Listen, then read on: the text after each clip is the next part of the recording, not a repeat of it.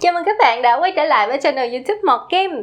Càng đi đến cuối, Jun và những cuộc chơi của cậu ta trong Uni càng mang rợ và khủng khiếp. May mắn thay, nhóm bạn đã phát hiện ra sự thật và cậu bé Jun được an toàn. Còn Yukina thì sao? Chúng ta hãy cùng tìm hiểu phần kết của Uni trong video ngày hôm nay nhé!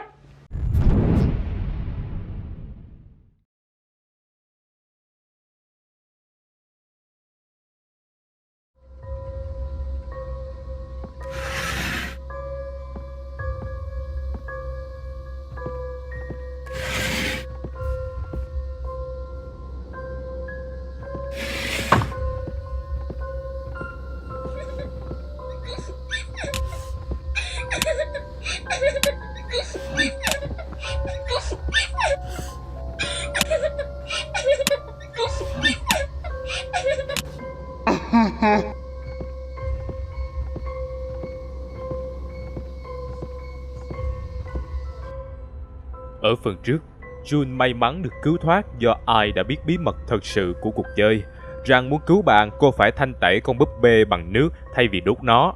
Nhưng chính sự thật này lại là con dao hai lưỡi. Giờ đây, cô bé hoàn toàn có thể lựa chọn cái kết cho kẻ mà cô đang chơi đùa.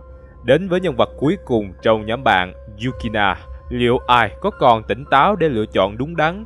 Hãy chuẩn bị tinh thần thật kỹ, bởi ngay bây giờ chúng ta sẽ bước vào màn cuối của trò chơi trốn tìm quỷ ám Uni. Câu chuyện của Yukina. Ngay trong lúc Ai đang miên man suy nghĩ về những người bạn, một lần nữa cô bị lôi tới thế giới tro tàn của Suns. Cô bé không hiểu vì tại sao Suns lại xuất hiện đến 2 lần trong ngày. Suns chỉ bảo là có vẻ như mỗi ngày chỉ chơi với nhau một lần là không đủ cho Ai. Ai cũng dần cảm thấy Suns không phải là một người xấu, cậu chỉ muốn làm bạn với những người không có bạn mà thôi. Nhưng điều cậu không hiểu là bạn bè thì không áp đặt nhau làm những chuyện mình không muốn. Cậu ta hí hửng lôi Ai đi và rủ cô chơi tiếp với tâm trí của người cuối cùng trong nhóm, Yukina. Đoạn mô tả ngắn đã phần nào thể hiện rõ tính cách của Yukina. Cô là một cô bé xinh xắn nhưng lại ích kỷ và áp đặt, không thích người khác làm trái ý mình. Khuôn viên màn chơi của Yukina cũng vô cùng đặc biệt. Ai không hề được đi đến khu vực bệnh viện hay lớp học như những người khác. Tất cả chỉ quẩn quanh trong những căn phòng ngổn ngang. Yếu tố này như càng làm nổi bật hơn sự thật rằng Yukina chỉ quan tâm đến bản thân mình. Thế giới nội tâm của Yukina hoàn toàn không có chỗ cho người thân hay bạn bè. Toàn bộ mọi suy nghĩ của cô đều tập trung vào chính bản thân cô, xoay quanh cô. Những mẫu ghi chú của Yukina thể hiện rõ việc cô ta luôn toan tính tìm cách để được người khác chú ý và ca tụng. Việc cô bắt đầu chơi với Ai đơn giản vì sau khi cô nghe mẹ mình kể về hoàn cảnh gia đình của Ai và bảo rằng nếu Ai có thể nói lại thì thật là tuyệt vời. Yukina muốn dành cái sự tuyệt vời đó về mình. Cô muốn là người làm cho Ai có thể nói lại. Chính vì thế cô liên tục hy vọng nhóm bạn của Mikio sẽ bắt nạt Ai để cô có thể đóng vai người hùng. Khi mọi chuyện không như ý, cô lại toan tính lợi dụng Ai, làm sao cho bản thân mình được chú ý nhiều nhất. Một phân cảnh đối với cá nhân Mọt Tui là vô cùng ấn tượng và xuất sắc, đó chính là lúc Ai tìm được một mẫu giấy nhắn của Yukina trong căn phòng đầy những con búp bê bị vặt đầu nằm chõng chơ. Nội dung của mẫu giấy nhắn này cụ thể nói về việc Yukina luôn đi nói với những đứa con gái khác trong lớp rằng mình luôn chăm sóc cho Ai, nhưng lại cố tình thể hiện cho họ thấy đó là chuyện rất khó khăn, mệt mỏi. Chưa hết, cô còn cảm thấy dù giáo viên đã khen ngợi mình nhưng nó vẫn chưa đủ, lẽ ra mọi người phải tung hê mình nhiều hơn nữa. Hình ảnh những con búp bê vây quanh tựa như cho thấy Yukina luôn khao khát được mọi người dõi theo và ca tụng. Không dừng lại ở đó, những con búp bê còn tượng trưng cho việc Yukina chỉ coi Ai như một món đồ chơi, một thứ đánh bóng bản thân. Và có lẽ đây không phải là lần đầu tiên Yukina làm thế, khi mà trong phòng lại có nhiều những con búp bê cũ nát đến như vậy. Phải chăng với Yukina, bạn bè cũng chỉ là một món trang sức? Khi không còn có giá trị lợi dụng cho mình, cô sẽ thẳng thừng quẳng họ vào một xó như những con búp bê cũ. Sau khi Ai có thể nói lại, Yukina hoàn toàn không cảm thấy vui mừng cho Ai, mà ngược lại, cảm thấy Ai phải nên biết ơn mình. Đồng thời, cô ta còn lo sợ Ai sẽ đi nói xấu mình với những người khác. Đây là một tâm lý hoàn toàn có thể hiểu, vì chính Yukina cũng đã đi nói xấu Ai với rất nhiều người, hoặc cô lo sợ vì biết rằng chính mình đã đối xử không tốt với Ai suốt thời gian qua. Tuy nhiên, một chi tiết thú vị khác được hé lộ trong một mảnh ký ức của Yukina, đó là lúc Yukina được thầy giáo khen ngợi. Ông ta nói với Yukina rằng cô thực sự là một học sinh giỏi giang, biết giúp đỡ người khác.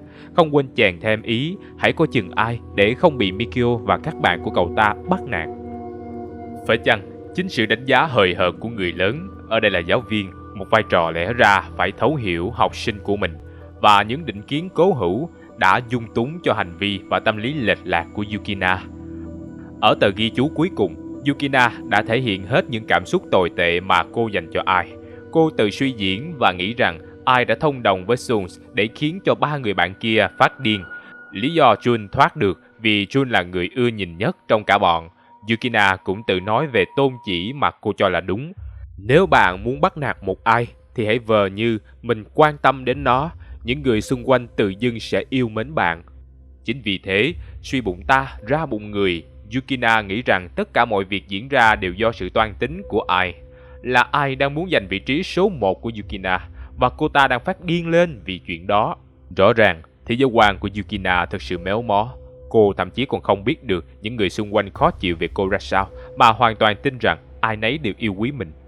Sự vị kỷ và tình yêu bản thân mù quáng đã khiến Yukina trở nên tàn nhẫn và xấu xa, không chịu một thủ đoạn nào và coi người khác như con tốt trong ván cờ của mình. Mà đó là Yukina chỉ mới là học sinh cấp 1, lòng đố kỵ lệch lạc này theo thời gian còn có thể tệ hại đến mức nào. Con búp bê cuối cùng của Yukina nằm trong căn phòng sâu nhất của khu vực, và khung cảnh của nó cũng rợn người không kém. Con búp bê ngồi chém chệ trên bàn với thật nhiều cái đầu búp bê khác. Có vẻ như Yukina tuy là một kẻ tự luyến đến điên cuồng, nhưng kỳ thực bên trong cô chẳng có gì. Những cái đầu kia chỉ là chiến lợi phẩm, những điều mà cô giành giật được từ những mối quan hệ khác. Đó cũng có thể là những bộ mặt giả tạo mà cô đeo lên để khiến người khác yêu quý mình, để che đậy tâm địa xấu xa thực sự bên trong. Suy nghĩ cuối cùng của Yukina mà ai đọc được khi cầm lấy con búp bê cũng khẳng định điều này. Yukina chỉ coi những người xung quanh là những con búp bê và cô muốn họ làm theo ý mình, nghe theo mình vô điều kiện. Sau khi có được con búp bê của Yukina, ai sẽ phải chạy trốn và tìm về căn phòng đầu tiên giữa những lời khen ngợi rùng rợn trong tâm trí Yukina. Nếu với những người khác, ở đoạn này sẽ là những lời mà những người xung quanh làm họ tổn thương, làm họ trở nên tuyệt vọng, thì thuốc độc của Yukina lại là những lời khen. Chi tiết này thực sự đắt giá vì nó cho thấy một đứa trẻ có thể bị hủy hoại bằng rất nhiều thứ, mà trong đó sự cưng chiều vô điều kiện còn tạo ra một đứa trẻ đáng sợ hơn cả việc tổn thương nó. Khi ai thành công đem được con búp bê về căn phòng đầu tiên, tùy theo lựa chọn của người chơi mà chúng ta sẽ có những cái kết khác nhau. Kết thúc đầu tiên, ai quyết định đốt con búp bê của Yukina. Ai quyết định không thanh tẩy con búp bê của Yukina nữa. Cô đốt cháy con búp bê và trở lại thế giới thực. 2 năm sau, Ai vẫn sống tốt và có nhiều bạn hơn. Tuy nhiên một hôm nọ, một nhóm những đứa con gái xuất hiện trước mặt cô. Họ là những kẻ hay nói xấu người khác và thường xuyên túm tụm trong nhà vệ sinh để thực hiện nghi thức gì đó. Họ dò hỏi Ai về trường tiểu học của cô và chuyện có một học sinh đã hóa điên rồi chết ở đó. Ai từ tốn giải thích rằng không có ai chết cả, nhưng bọn họ vẫn hỏi dồn cô. Ai mới nói thật, không chỉ có một người bị điên, cả bọn lập tức kinh hãi, nhưng đồng thời cũng tò mò phát điên. Ai chỉ mỉm cười, cô nghĩ đã đến lúc phải giới thiệu cho bạn cô là Suns thêm nhiều người bạn mới nữa rồi. Một ngọn lửa đã bắt đầu nhen nhúm trong tâm trí Ai kể từ sau những cuộc chơi cùng Suns, một chút quyết liệt, một chút chống trả, thay vì âm thầm chịu đựng bị bắt nạt như trước. Ai có suy nghĩ kéo những kẻ bắt nạt cô vào thế giới của Suns. Cô bé coi Suns như một đồng minh, hoặc cũng có thể là một công cụ để trả thù. Kết thúc thứ hai, Ai thanh tẩy con búp bê của Yukina. Ai không đốt con búp bê của Yukina mà thanh tẩy cho nó. Sáng hôm sau khi đến lớp, cô bị bọn con gái bắt nạt vì dám ăn cắp cái kẹp tóc của Yukina. Yukina thì đứng từ xa, dù sợ hãi né xa Ai, nhưng trên mặt cô ta lại cười cợt Ai. Bọn con gái kia la hét đòi Ai xin lỗi. Ngay lúc đó Ai lên tiếng và bảo rằng mình sẽ đích thân nói chuyện với Yukina. Mọi người đều khiếp sợ vì đột nhiên Ai lại nói được. Yukina sợ hãi và núp sau người đám bạn của cô ta. Nhưng Ai vẫn đi thẳng đến và nói với Yukina rằng cô không cần cái kẹp tóc. khi Yukina đã ném nó vào cô. Nói xong, Ai quay về chỗ ngồi trong khi tất cả mọi người còn sững sờ. Cô không quan tâm họ làm gì mình nữa, vì giờ cô đã có Sun làm bạn. 2 năm trôi qua, Ai lên trung học. Tuy nhiên, cô vẫn cảm thấy lạc lõng và liên tục bị bắt nạt, và những người xung quanh vẫn luôn nhắm mắt làm ngơ. Thậm chí giáo viên ở trường còn khuyên những đứa trẻ bị bắt nạt khác nên cư xử như Ai, mỉm cười và chấp nhận như không có chuyện gì. Điều bất ngờ là chính Yukina khi lên trung học cũng không còn nổi tiếng như trước. Cô ta làm mọi cách để được chơi với hội những đứa nổi tiếng khác. Thế là trong một lần, bọn chúng kháo nhau về câu chuyện hồn ma đáp ứng điều ước của những người khác ở trường tiểu học cũ của Ai và Yukina. Yukina lập tức chớp lấy thời cơ, khoe mẽ rằng hồn ma đó là có thật. Trước khi Ai kịp can ngăn, Yukina đã nói: "Mọi người có bao giờ nghe về Sun chưa?" Ở cái kết này, Ai lựa chọn sự bao dung để thanh tẩy con búp bê giúp Yukina thoát chết, nhưng bản tính của Yukina vẫn không hề thay đổi. Tuy nhiên, sự bao dung ấy lại biến Ai trở thành con người tốt hơn. Cô thẳng thắn, không cam chịu với những kẻ bắt nạt mình. Cô chấp nhận sự cô đơn một cách bình thản. Chi tiết Ai nói, cô đã có Sun làm bạn, thay vì chạy theo những mối quan hệ độc hại chỉ để duy trì một tình bạn mục ruỗng. Còn Yukina, ở lần chơi tiếp theo, có thể cô ta sẽ không may mắn như bây giờ nữa. Suy cho cùng, người tốt vẫn được hưởng happy ending đấy chứ nhỉ? Những kết thúc đặc biệt của Uni. Sau khi hoàn thành toàn bộ game lần đầu tiên ở bất kỳ lựa chọn nào trong 2 kết thúc trên, bạn sẽ unlock được Another Mode. Sau đoạn credit, bạn nhận được ngay thông báo. Lúc này, khi quay trở lại màn hình chính của game, bạn có thể lựa chọn để chơi ngay ở chế độ Another, đồng nghĩa bạn sẽ đi lại từ đầu đến cuối. Chế độ Another có cốt truyện giống hệt, nhưng sẽ bổ sung thêm một vài con quái vật và thông tin về các nhân vật. Hoàn thành game đến đoạn cuối cùng trong Another Mode, bạn sẽ mở thêm được 2 ending nữa. Kết thúc đặc biệt 1. Ai quyết định đốt con búp bê của Yukina trong Another Mode. Ai đã luôn biết rằng Yukina chỉ giả vờ làm bạn với mình, nhưng sau khi nghe được toàn bộ suy nghĩ của Yukina, Ai quyết định không thanh tẩy con búp bê của Yukina nữa. Cô đốt con búp bê rồi trở về thế giới thực. Sáng hôm sau khi đến lớp, tất cả bạn bè đều vây quanh lo lắng hỏi han Ai. Xem ra mọi người nghĩ rằng cô và Yukina đã ẩu đả.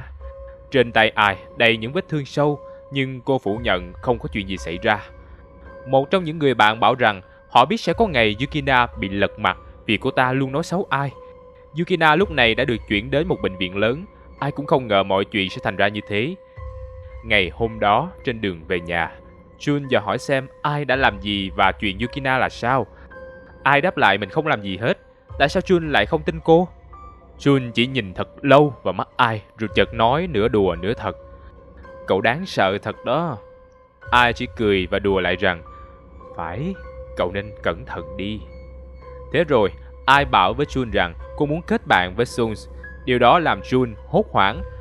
Ai bảo rằng cô đã thành bạn với Sun và cậu ta từ giờ sẽ ở cạnh cô dù không ai tin rằng cậu ta có thật. Jun ngẫm nghĩ thật lâu rồi nói với Ai: "Tớ tin cậu. Tớ đoán là cậu có thể dùng Sun vì mục đích nào đó, nhưng tớ tin cậu." Ai đáp lại rằng mình sẽ không làm thế. 2 năm trôi qua, cả Ai và Jun đều lớn lên. Jun mỗi lúc một trở nên đẹp trai và đào hoa hơn, nhưng Ai vẫn tiếp tục bị những đứa con gái khác bắt nạt. Việc thân thiết với Jun càng làm chuyện tồi tệ hơn. Và dù Ai có nói với giáo viên về tình hình của mình thì cô giáo cũng bảo là do cô bé tự chuốc lấy. Ai cay đắng nhận ra sự thật. Việc bắt nạt chỉ có thể xảy ra khi nhà trường mặc kệ để nó tiếp diễn, cho đến khi nạn nhân tìm đến cái chết để giải thoát, thì những người đó mới bắt đầu khóc lóc hối hận, giá như mình có thể làm gì. Ngay từ đầu họ đã chẳng muốn làm gì hết. Ai thường xuyên nói với Jun rằng mình không còn chơi với Sun nữa, cậu ta cũng không còn ở cạnh cô. Nhưng Jun không tin và cậu luôn sợ Ai bằng một cách nào đó. Một ngày kia, trên bàn kẻ bắt nạt Ai xuất hiện một tờ giấy với dòng chữ đỏ nguệch ngoạc: "Mọi người đã bao giờ nghe về Sun chưa?" Trong kết thúc này, dường như bằng việc đốt con búp bê của Yukina, Ai đã đánh thức bản ngã đen tối nào đó trong mình. Cô lợi dụng Jun để làm chỗ dựa tinh thần cho mình, dù biết người kia rất sợ hãi. Một mặt, cô dùng Sun để trừng trị những kẻ bắt nạt mình. Ai thực sự đã biến Sun thành đồng minh và trở thành đồng minh của Sun. Kết thúc đặc biệt 2. Ai thanh tẩy con búp bê của Yukina trong Another Mode. Ai không đốt con búp bê của Yukina. Bằng hành động này, cô chứng minh mình không phải là con búp bê của ai hết, dù là Yukina hay Sun. Thế nhưng sáng hôm sau khi đến lớp, Ai lại bị bọn con gái bắt nạt vì tội dám đi về với Jun hôm qua. Rõ ràng bọn con gái trong lớp đều rất thích Jun. Trước tình cảnh đó, Yukina chỉ ngồi từ xa mỉm cười mỉa mai. Ngay lúc đó, Jun xuất hiện và giải vây cho Ai. Cậu giải thích là cả hai đi về với nhau vì Ai đang mệt và trời đã tối nên để một đứa con gái đi về một mình như vậy thật nguy hiểm. Jun thậm chí còn đồng ý sẽ đi về cùng cô gái kia nếu cô ta muốn. Bằng cách đó, họ lập tức buông tha Ai. Trong giờ giải lao, Ai nói chuyện với Jun. Cả hai rõ ràng đã có những thỏa thuận bí mật để sống yên ổn ở trường học. Và Ai nhắc nhở Jun không nên chiều lòng bọn con gái kia quá vì nó có thể khiến Sun quay trở lại. Nhưng Jun chỉ nói nếu Sun có quay trở lại thì Ai vẫn có thể xoay sở với cậu ta. 2 năm sau, Ai đã lớn và có nhiều bạn hơn. Jun với cô vẫn là bạn thân với nhau. Nhiều người thường lầm tưởng hai người hẹn hò nhau, nhưng Jun kỳ thực đã có bạn gái. Yukina tiếp tục trở thành tâm điểm. Cô nàng tán tỉnh hết người này đến người khác và cảm thấy thích thú với việc có nhiều người vây quanh. Jun đề nghị Ai đến thăm lại Hiromu, Sae và Mikio. Ai hơi sợ nhưng Jun khích lệ cô. Cậu cho rằng họ vẫn chính là họ mà thôi, dù không còn nhìn thế giới này theo lăng kính bình thường. Cuối cùng, Ai cũng hiểu rằng dù thế giới có lúc tàn nhẫn, nhưng một cách nào đó, nếu bạn muốn, nó vẫn sẽ tử tế với bạn. Cảnh cuối cùng là Ai và Jun đứng trước hoàng hôn và ta nhìn thấy bên cạnh Ai, Sun vẫn ở đó như một lời nhắc nhở về những ranh giới thiện ác. Và đó là tất cả câu chuyện của Uni. Anh em cảm thấy thế nào? Có những yếu tố gì mà Mọt Game đã bỏ sót trong Uni không nhỉ? Hãy cùng thảo luận với Mọt về tựa game vô cùng thú vị này nha. Còn bây giờ, hãy cho Mọt một like và đừng quên 20 giờ tối nay các streamer nhà Mọt vẫn livestream trên kênh Mọt Game Stream đó nhé.